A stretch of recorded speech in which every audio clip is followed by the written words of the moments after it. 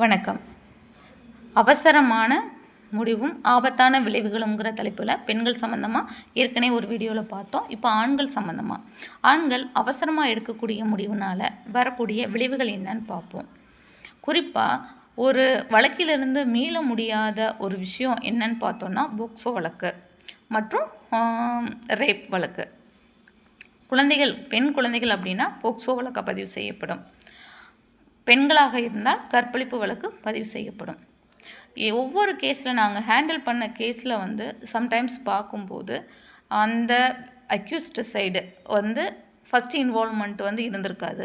அந்த பொண்ணுங்க தான் எங்கள் வீட்டில் நான் லவ் பண்ணுறது தெரிஞ்சிருச்சு, நீங்கள் அதனால் என்னை கட்டாயம் என்னை கூட்டிகிட்டு போயிட்டு இல்லைன்னா நான் செத்து போயிடுவேன் அப்படிங்கிற மாதிரி மிரட்டி அவங்கள வர வச்சு அவங்க கூட போயிடுறாங்க.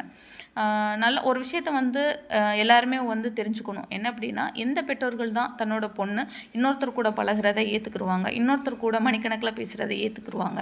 அப்போ நீங்கள் ஒரு ஆணாக இருக்கும் பட்சத்தில் உங்களை விரும்புகிற பெண் மற்றும் சிறுமிகளாக இருக்காங்க, அவங்க உங்ககிட்ட எங்கள் வீட்டில் தெரிஞ்சு போச்சு, என்னை கூட்டிகிட்டு போயிடு, என்னை திருமணம் பண்ணிவிடு அப்படிங்கிற மாதிரி அவங்க சொல்கிறாங்க. அப்படிங்கிற பட்சத்தில் ரொம்ப கேர்ஃபுல்லாக இருக்கணும். அவங்கள நீங்கள் உண்மையாக விரும்புகிறீங்க அப்படின்னா அப்பா அம்மானா கண்டிக்க தான் செய்வாங்க. நமக்கு திருமணம் பண்ண வேண்டிய வயது இது கிடையாது. நம்ம ஒரு இலக்கை அடைந்த பிறகு திருமணம் ஒரு இலக்கை அடையிறமோ இல்லையோ, நம்ம ஒரு பெரிய ஜாப்புக்கு போகிறோமோ இல்லையோ, இந்த ஜாப்பில் இருக்கவங்க மேலே வழக்கு பதிவாங்க, இந்த ஜாப்பில் இருக்கவங்க மேலே வழக்கு பதிய மாட்டாங்க அப்படிங்கிறது கிடையாது. ஆனால் வயது வழக்கு பதிய ஒரு முக்கிய காரணம் என்பதை ஒவ்வொரு ஆண்களும் கருத்தில் வச்சுக்கணும். நம்ம விரும்புகிற பொண்ணு ஒரு 18 வயதுக்கு உட்பட்ட ஒரு சிறுமியாக இருக்கிற பட்சத்தில் கட்டாயம் போக்சோ வழக்கு பதிவு செய்யப்படும்.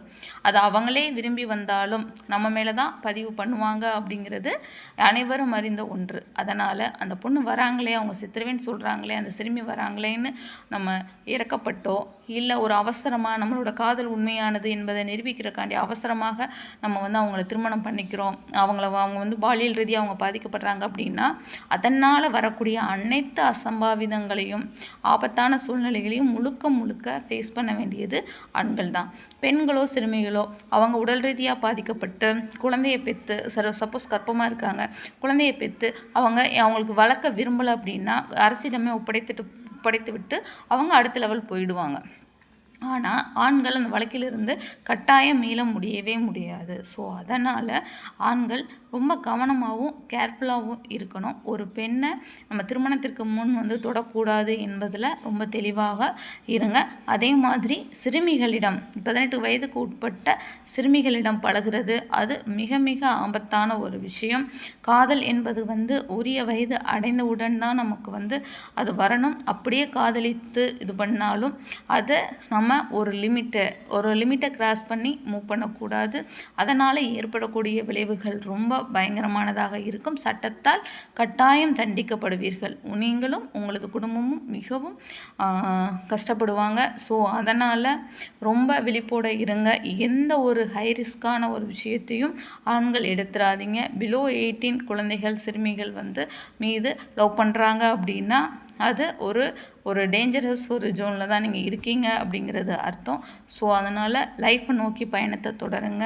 அன்னெசரியாக டைம் வேஸ்ட் பண்ணி ஆபத்தான வழக்குகளில் சிக்கி லைஃப்பை அழிச்சிக்காதீங்க. லவ்வுக்கு இந்த மாதிரி பிலோ 18 லவ் பண்ணுற ஃப்ரெண்ட்ஸாக இருக்கட்டும், அவங்களுக்கும் சப்போர்ட் பண்ணாதீங்க. ஃப்ரெண்டால் அந்த பொண்ணு அப்யூஸ் ஆகிட்டா அதுக்கு நம்மளும் ஒரு காரணமாக இருப்போம். சப்போஸ் அந்த பொண்ணு இவங்களுக்கும் தெரியும் இவங்க தான் அதுக்கு சப்போர்ட் பண்ணாங்க அப்படிங்கிற மாதிரி ஏதாவது ஒரு ஸ்டேட்மெண்ட் கொடுத்துட்டாங்க அப்படின்னா நம்ம மேலேயும் வழக்கு பதிவு பண்ணுறதுக்கான வாய்ப்புகள் இருக்கும். ஸோ அதனால் ஆண்கள் ரொம்ப விழிப்புடன் கவனமாக இருக்க வேண்டும்.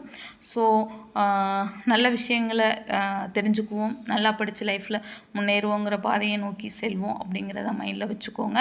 எந்த ஆபத்தான விஷயங்களையும் அவசரமான முடிவுகளை உடனே எடுக்காதீங்க. சட்டத்திட்டங்களை புரிஞ்சு லைஃப்பை ரன் பண்ணுங்கள். என்னோடய வீடியோஸ் பிடிச்சிருந்தால் லைக் பண்ணுங்கள், என்னோடய சேனலை சப்ஸ்கிரைப் பண்ணுங்கள். வேறு ஏதாவது தகவல் வேணும்னா கமெண்ட் பாக்ஸில் கமெண்ட் பண்ணுங்கள். தேங்க்யூ.